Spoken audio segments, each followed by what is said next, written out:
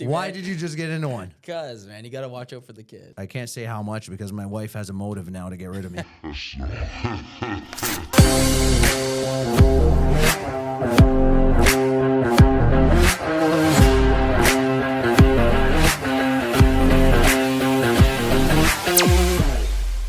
My dad started his first business when he was 55 years old. Nice. Lebanese guy, immigrant to the country, been in the country for about 10 years. 2008 happened. He gets let go where the whole crisis. He was a mechanic and he said, okay, time to have my own thing. And he started a mobile repair business. So these truck and trailers that are on the side of the road, they're coming from Texas. They end up here in Windsor. They break down. Yeah. There's no shop. You call a guy and the guy comes and parks behind you on the highway. They put the pylons, they fix it. That was his business. That's a good business. The guy started that at 55 years old and crushed it. Made That's more like, money than you could imagine. It's out of personal will. He said, I'll figure it out. Yeah.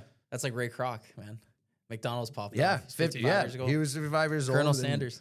There you go. They're all, and has nothing to do with age, has nothing to do with time. It has to do with yourself saying, I've got my own personal, I'm going to secure myself. Yeah, absolutely. Salary does not equate to security. Yeah. It does not. It's convenient. That's what it is. Yeah. It's convenient. It is very convenient. And, sales is all about, determination. I have one thing to say about sales that I've been trying to get out. And people only buy things from people that they like. Mm-hmm. And if anybody's listening to this, that's the main message about sales. You're never going to buy something off somebody if you don't like that person. Yep. It's as simple as that. Yep, it really is. It's like, if I think of every transaction I ever made, you have competitors in the space. It's like, I like this person. Yeah. Something about them, right? He's going to take care of me. I trust him. Mm-hmm. Yeah. Yeah, absolutely. It's just as simple. Let people like you. Be honest, be genuine, be kind. Follow the 10 commandments. You'll be okay. It's in the Bible. Just follow that step and you'll be good. Okay, so I've kind of struggled with this and maybe you have too. So being in sales, being in a position where, you're making good money, you're doing good things. Hey, we're going to get back to the video in just a few seconds, but if you're watching this, you're probably a manager or a business owner that's looking to build their teams with the right people. At the end of the day, you're taking on the day, and the last thing you want to have are the wrong people that could drive your business down. You want the right people that could build your business up. Now, you've probably looked me up already. My name is Saab. I'm the owner of CPG Recruitment, and our company headhunts and staffs for businesses across Canada and the United States, all over North America. So if you are a business that's anywhere from 15 employees to 500 employees, and you're really struggling to tap into the potential of your team and you're trying to just bring in the right people, I'd like to invite you to, at the very least, get connected with me personally, get connected with my team, and let's start a simple discovery conversation. It's not going to cost you anything, just a little bit of information. And we like to lead with value and knowledge. And if my team could help your team build with the right people, then why the heck not? You're going to find anywhere over here our contact information to be able to get a hold of us, get on a call with us. And I'm looking forward to meeting you and getting to grow your business with the right people. Now let's get back to the video. I went to go see Chris Williamson like last month in Toronto. He's more of like a modern day philosopher. I don't know if you followed his podcast. I actually haven't, but I'm going to look him up. He was talking about how happiness isn't on the other side of your next accomplishment. Mm-hmm. And I just thought that was amazing. Do you struggle with that, about setting these goals, thinking that, if I get to there, if I do that, if I sell this guy, if I get this client, if I'm in this group of people, that will be. So I remember, back to, 23 working, I remember meeting a business owner, and his business was making $300,000 a year. And I thought it was like, wow. Like, I'm 24 years old. I'm making 80 grand a year. I was like, wow. It's a lot of money. I was like 300,000 a year, right? And then I started a business and I got to that level like relatively quickly. I was like, oh, that wasn't so bad. And then I meet another business owner making 700,000 a year. And I was like, wow. When I get to 700, like, wow. Things are really going to change. Get to 700. And I'm like, what the fuck? It still feels like I'm only making 80 grand a year. Yeah. And then I meet a guy who's making, 1.5 million. I'm like, wow. And that guy's just as broke as I am. Yeah. Absolutely. And I'm like, hold on. And then I meet a guy who's making 10 million a year and he's still counting the dollars. I'm like, and then I meet a guy I remember this. We were actually at Nico's, great restaurant. And I'm sitting with this gentleman and You know, he's now retired. He's got more money than God. And he was telling me, he's like, up until he's been running his business. He was 20. He's close to 70 now. He's like, I had money in my bank account by the time when I was 60, I started collecting. But up until then, it was zero. It was all back into his business. He was like, I had no money in my account. My businesses were making 50 million a year, but it was going back, going to the employees first, going to the overhead of the facilities and the business next, going to the government for taxes.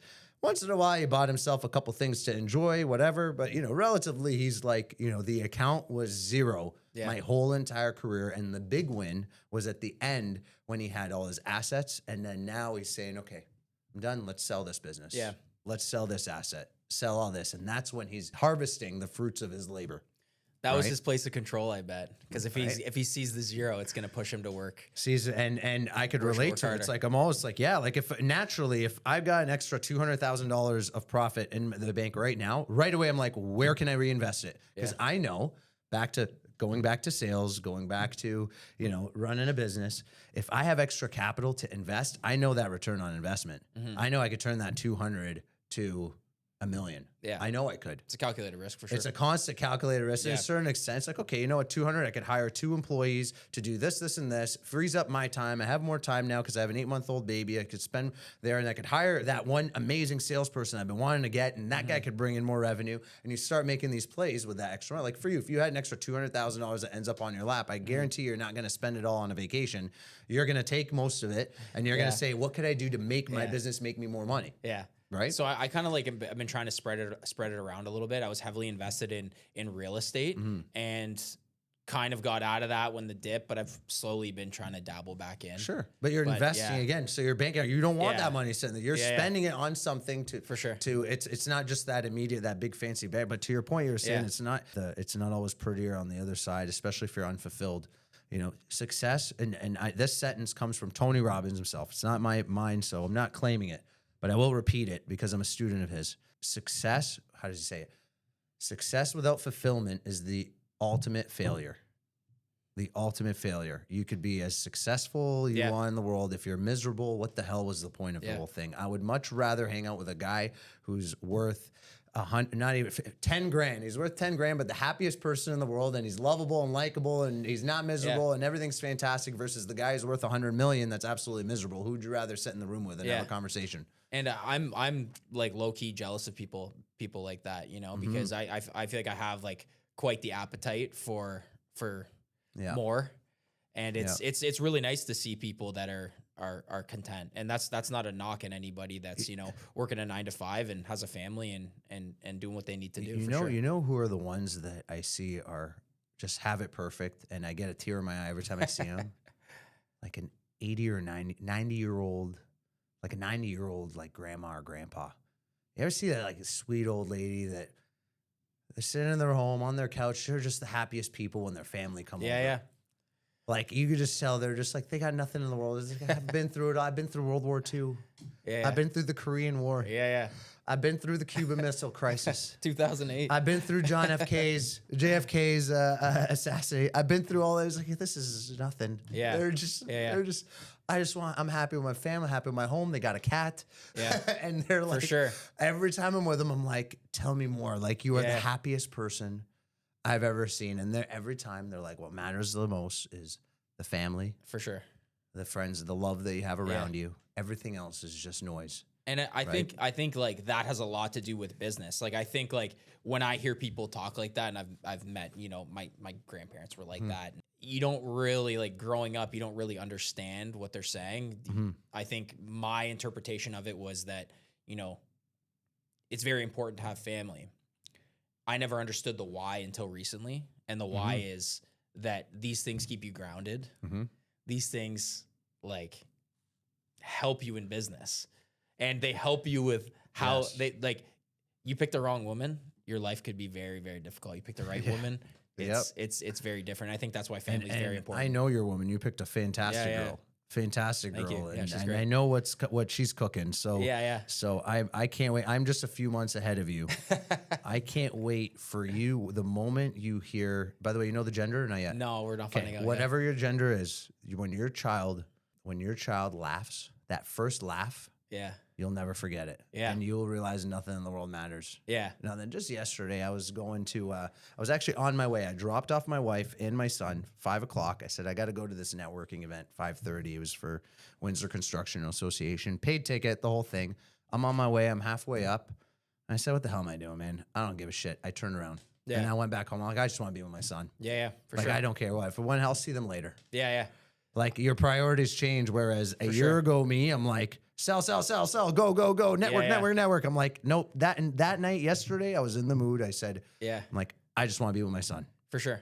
That's it. And there's some guys that think that's crazy. I'm more leaning on the side of like family's very important. Where there's some, Mr. Wonderful and all these guys talk about stuff like that, saying like, you pretty much have to put your family off to the side, which I don't agree with that at all. I don't agree with it. But I am of the driver. So here's the thing. I initially had planned to take my son with me to this event. But when we got to the house, her parents were there. Okay. And then I felt bad. I felt bad to take they were there to see him. So I was like, So to the point is that I want the hustle. I had the full intention on going there, staying until 8, 9 o'clock. But I said, you know what? Why do I have to sacrifice my family? I would bring my son. A lot of people know my son. You met him. Yeah. I'll bring him everywhere. For sure. I literally will take him everywhere. So I've gone to literally client meetings. I know I'm going to quote them 50 grand, and I'm bringing my son. And guess what? My son brings me a blessing. Yeah, of Your course. child will bring you a blessing. I can't wait. It's going to be You know amazing. why? Because people like me more when they actually see who I am genuinely. Yeah, for sure. There's a guy I've been trying to get him to join my company for 3 years. And I flew him in. He's from the States, very high level guy in my industry. I'm like, dude, I want you here. Didn't pull the trigger. Even when he came, we spent the first day together. We went out drinking, all this stuff, whatever. He was still on the fence because he tells me this afterwards. On the last day, on his way here, what I decided, I said, I'm bringing my son. I want him to meet him. And he watched me play with my son in the office. And right there in that moment, he said, I'm quitting my job tomorrow. And I was like, why? Like, I was like, what the hell happened? You were on the fence. Like, he's like, I saw you who you are right there when I saw you with your son. Yeah. So my point is that don't separate your family. As a matter of fact, the more people, the world needs to see more people with their family everywhere, in business, in life, in every aspect. It's not separate. It's all together. It's all together. And that will bring the biggest gift because people respect people that are not afraid to bring their family out everywhere they go and be proud of their family. Yeah. I mean, Right? it's just being genuine at the end of the day, for sure. But look at divorce rates in this country. It's pretty astronomically high. For sure. It's above 50%. I know it is. Yeah, it's like 57% or something. 57%, meaning more than 1 in 2 families will break up. That wasn't the case many years ago. Family oriented, right? And for me, I said, I don't want to fall in that stat. So why am I going to live a life where my wife's a lawyer and I'm doing my business and we're living separate lives and then we come together to just have dinner on every single day and say hi to the kids? Like, no, why don't we include every one of them? So I'm like, for me, I was like, okay, my wife has an office in our office and our son goes to work with us. Yeah. And does all. So everyone has their own circumstance. They have to figure out, but the message is, you could have it all. Like, why not? Or at least try. Why don't you try to have it all rather than just picking one? I mean, you only have one life. So if you're going to sit around and be scared to take that step into, a sales job or to have a kid, I mean, mistakes are where the money's made, You learn more. You'll learn more from any mistake. Like 2 years ago, I had this, which I thought was the best deal ever. I bought this condo, pre-construction. Yeah. And I ended up having to sell my watch. And just to float this thing to get it done. And I learned so much about like leveraging myself and like my tolerance with investments than I ever did when I thought everything was good. Yeah. And where I could place myself and where I could be. And I again, the mistakes you make, you're gonna learn a lot more from. Sure. I'll tell you, a tip to anyone who's selling life insurance. I've had life insurance agents trying to sell me a policy my whole life. I just got into one. Bro, so did I. You have to. Why did you just get into one? Because, man, you got to watch out for the kid. There you go. So the perfect, if I was selling life insurance, my only target will be men who are about to have children or just had a kid. Absolutely. I just picked up. I was like, give me the maxed out policy. I want it all. I'm going to make sure this gets taken care of. Did you like term policy? I did. I'm going to get like 4 policies actually. I just learned of a different one. So I got one that's 20 years. I can't say how much because my wife has a motive now to get rid of me. So, but I've got one as saving. I met someone that was in Pittsburgh the other week, and he told me, he's like, this is how the wealthy do it. They get life insurance policies on the kid.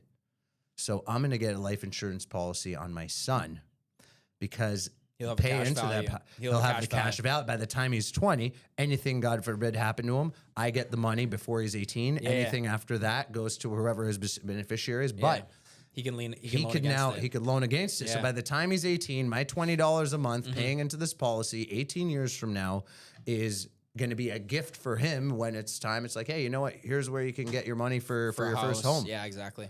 You know, you can also do that using company money, right? Absolutely. There's many different ways. So I'm like, okay, there's a few different angles, right? Yeah, I'm like, I'm not trying to spend $1,000, $2,000 a month on insurance policies yet, but we could get into it for sure. I guess a couple more things is let's say you're in sales and you're making some good money. Don't be scared. Don't be scared to spread it around too. You know, get that life insurance policy because you know, things come and go. You know what I mean? If you have that soft month or if you have that soft year, you need supplementary income. And I think that's very, very important. I think that's why a lot of, business owners or salespeople, they invest in real estate. They invest in silver. I'm big into silver right now. I think it's undervalued, and I kind of bought into it and I believe it. So I think spreading yourself around, investing. There's a gentleman by the name of Mike Piccioni. Shout out to Mike Piccioni. Great friend of mine. He's a great customer too. But he got me into silver too, and he was right. It went up. Since I bought it, it's doubled in value. Yeah. And he's buying like crazy. Yeah, he is. He's like, nope, keep buying. He's definitely he's not just selling something that he's not buying himself. He's out purchasing all of us. So yeah, I just went back and bought more, and everybody, like all my buddies, and like I like to, like, if something's happening, if I'm buying real estate, I'm always trying to listen to what my buddies are doing and also try and help them, and nobody listened to me on the silver thing, and they missed out on some big money there. But there's still room. No, there's lots of room. Got into silver a few years ago, and silver is, what the biggest value for an immediate value for me was silver is. Silver was a place where, like, there was times, again, commission-based, business. There was times where it's like, okay, cash is running low, but I have to be, I'm playing around with money. Silver was a place where it protected money that I could have spent it on some dumb shit. Yeah, for sure. Like, once you buy it physically, now you got to go and get it, pick up this freaking chunk of this block. Then you got to drive to Mike. Yeah. And then it's like, it's too much work. Yeah. I'm like, no, just leave this. And mentality-wise, it's my investment. It's an investment. So you leave it with him? There. No, I have it at home, but I buried it far, far, far away. So, because I'm like, that way I don't get to it. I don't want to get to it because it protects my money. Because if it was in the bank, it's easy to say, oh yeah, we got an extra 10 grand sitting there. Let's go on a vacation. Yeah, I forgot about mine too. It's you said it, forget it. It's there one day when it's time. We go to get it. It's definitely from the immediate. It's protected me from spending unnecessary amounts, and it's just sitting there getting protected. So I like that, and of course it's value going up. And at the end of the day, it's real money. So no, I love it. Yeah, we're gonna end this talking about Mr. Mike Piccioni. But no, you know what? Hey, thanks for watching our content. Listen, if you're running a business and you're struggling to find staff, I want to introduce myself. My name is Saab. I own CPG Recruitment, and I help companies across North America find the people that they need to find. Listen, a great business cannot be built unless you've got great people. You and I both understand that having the right people on your team is so important, and that's where I could come in and help you. So listen, I want you to shoot me a text message. Here's my direct cell phone. Have my number. Reach out to me. I'd love to hear your story and get to know what you're trying to accomplish, and that way maybe I can help you fix this problem.